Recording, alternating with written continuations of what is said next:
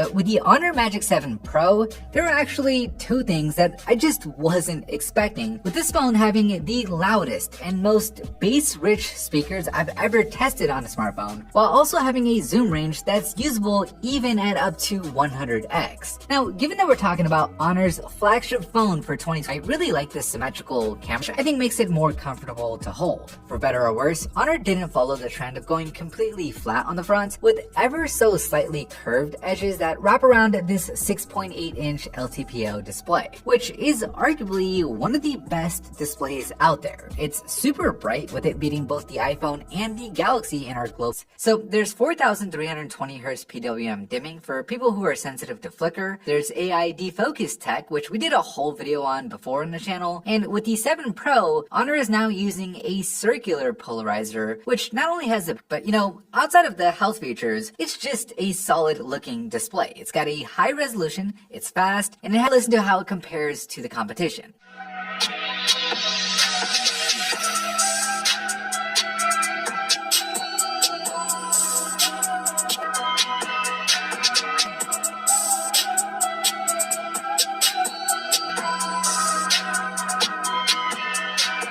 Allowing the speaker to pump more air and effectively amplify. Honor does have the option to tone it down in the set. Speaking of gaming, under the hood, the phone is powered by the Snapdragon 8 Elite chip. Qualcomm is claiming a 45% boost in CPU performance and a 40% improvement in the GPU, so games on here run super smoothly even at 8 hours, officially ranking it 5,850 mAh battery, watts of wired charging, and 80 watts of wireless charging, with it going from 0 to 82% in just 30 minutes in our wired charge test, which more than doubles the iPhone's results despite having a bigger battery to fill up. But moving on, let's talk about this camera system. So you get a 50 megapixel main camera with an adjustable aperture and a 50 megapixel ultra wide. And the results they produce look great. They're right in line with what you would expect from a flagship in 2025, with a sharp image and strong performance in low light. But what I wasn't expecting is this 200 megapixel telephoto camera. Just take a look at how it compares to the iPhone 16 Pro Max here, where it's either matching the iPhone's quality at the same zoom levels, or in many instances, it's actually outperforming it despite cropping further into its sensor. Like in this photo of this street sign, for example. It's at 25x on both, which is the max that you get on the iPhone,